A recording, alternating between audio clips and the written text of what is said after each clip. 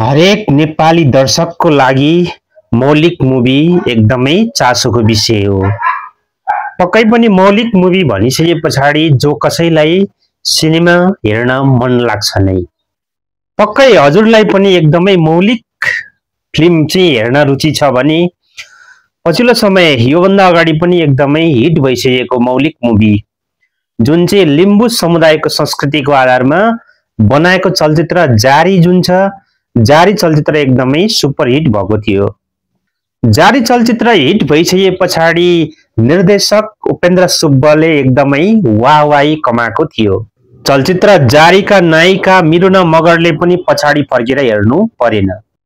नेपालमा भइरहेका विभिन्न किसिमका आन्दोलन र त्यसपछि राजनीतिक अस्थिरताको कारणले गर्दाखेरि चलचित्रहरू भटाभट रिलिजलाई डेटलाई सार्दै गइरहेको अवस्था छ। तरै पनि छिट्टै चलचित्र घरमा जारी 2 आउने तयारी गरिरहेका छन्। यसैबीच जारी 2 को चाहिँ यतिखेर फिल्मी बजारमा चाहिँ ट्रेलर सार्वजनिक भइसकेको छ। सार्वजनिक ट्रेलरलाई हामीले हेर्दाखेरि यसमा एकदमै मौलिक कथाहरू पस्किएको हामी पाउन सक्छौं।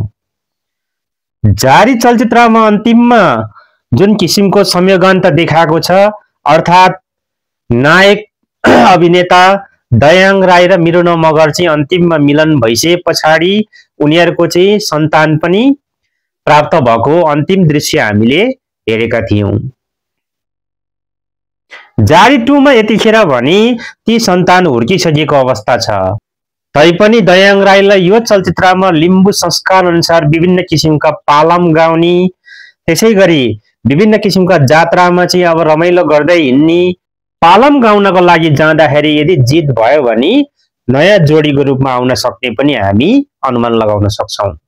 चलचित्रको ट्रिजरमा रिचा शर्मालाई एकदमै सरप्राइज रूपमा देखेको त भए तापनि चलचित्रको ट्रेलरमा भने उनी कहीँ कतै देखिएका छैनन्। यसको अर्थ यो चाहिँ चलचित्रको लागि जुन चलचित्र टिमले विभिन्न किसिमको चलाखी अपनाएको पनि हुन सक्छ। पुनः जारी 2 मा केही हदसम्म चाहिँ रोमान्टिक दृश्य पनि पस्किएको पाइन्छ भने यो सँगसँगै चलचित्रको कथामा चाहिँ विभिन्न किसिमका उतार चढावहरू आएको पनि देख्न सकिन्छ। चलचित्रको ट्रेलरलाई हेरिराख्दाखेरि यसपालि मंगल सिंह अर्थात् विजय बराललाई पनि एकदमै लामो भूमिकामा देख्न पाउने हामी अनुमान गर्न सक्छौं। ट्रेलरमा पनि पक्कै पनि धेरै स्पेस दिएका विजय बरालले यसपालि भने बेहुली पाउने भएका देखिन्छ।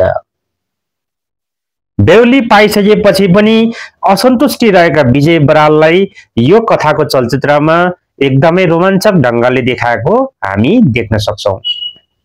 लिम्बू संस्कृतिको पहिचानको रूपमा अगाडि बढेको चलचित्र हामी देख्न सक्छौं र यो चलचित्रमा विजय बराललाई भने लिम्बू संस्कृति भित्र हुर्किएका अर्थात् अन्तर्जातीय विवाह गरेर आइसके पछाडि लिम्बू संस्कारमा चाहिँ जुन किसिमको पीडा छ त्यो पीडालाई यो चलचित्रमा विजय बराल मार्फतबाट व्यक्त गर्न खोजिएको पाइन्छ।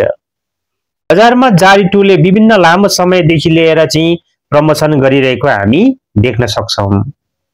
जारी 2 सङ्स अफ च्याब्रुङ भनिसके पछाडि लिम्बू जातिको सांस्कृतिक बाजाको रूपमा विशेष सांकेतिक अर्थ राख्ने च्याब्रुङको जुन कथा भन्न खोजिएको छ, यसले लिम्बू जातिको चाहिँ प्रतिनिधित्व गर्छ भन्ने हामीलाई लाग्न सक्छ। पछिल्लो समय उदायका जोडीको रूपमा रहेका दयाङ राई र मिरुना मगरको बीचमा जुन किसिमको केमिस्ट्री छ, जारी 2 मा पनि हामी देख्न सक्छौं। जारी 1 को कथामा निसन्तान भइसके पछाडि आउने विभिन्न किसिमको द्वन्द्वहरू सँगसँगै जारी 2 मा सन्तान भइसके पछाडि पनि विभिन्न किसिमका नोकझोकहरू भइसके पछाडि पुनः जुन हिसाबले चाहिँ अब महिला पात्र आफ्नो माइतमा जाँदाखेरि चाहिँ अब पुनः अर्को सम्बन्धहरू आउन सक्ने, अर्थात् पुरुषले अर्को पनि बिहे गर्न सक्ने खालको चाहिँ अब कथा जारी 2 मा पनि हामी अनुमान लगाउन सक्छौं। लेखकका रूपमा सर्वत्र चर्चा पाइसकेका उपेन्द्र सुब्बा अब निर्देशकको रूपमा उदाएका जारी जुन छ, जारी 2 ले उनलाई यो सफलता दिलाउन सक्छ भन्ने हामी अनुमान लगाउन सक्छौं। यद्यपि पछिल्लो समय बजारमा दयाङ राई र विजय बरालको एकदमै जोडी भने फिल्महरू लगालग आउने क्रम जारी छ। यो मुभीहरु लगातार आउने क्रम जारी हुँदा हुँदै पनि यो जारी 2 चाहिँ सफलता हुन सकोस्, हाम्रो पनि एकदमै धेरै धेरै शुभकामना छ। पनि हजुरहरुले नेपाली चलचित्र सम्बन्धी यस्तै जानकारी पाउनको लागि फिल्म नेपाल च्यानललाई भने सब्स्क्राइब गर्नुपर्ने हुन्छ। र पक्कै पनि हजुरहरु पनि दयाङ राई र विजय बरालको फ्यान हुनुहुन्छ भने यो भिडियोलाई लाइक कमेन्ट गरेर चाहिँ सक्दो शेयर गर्नु होला। अर्थात शिक्षामूलक जानकारीमूलक भिडियो हेर्नको लागि दलाई वाइवाई युट्युब च्यानललाई भने सब्स्क्राइब गर्न नबिर्सिनु होला। भिडियोलाई अन्तिमसम्म हेरेर साथ दिनुभएकोमा हजुरहरुलाई धेरै धेरै धन्यवाद।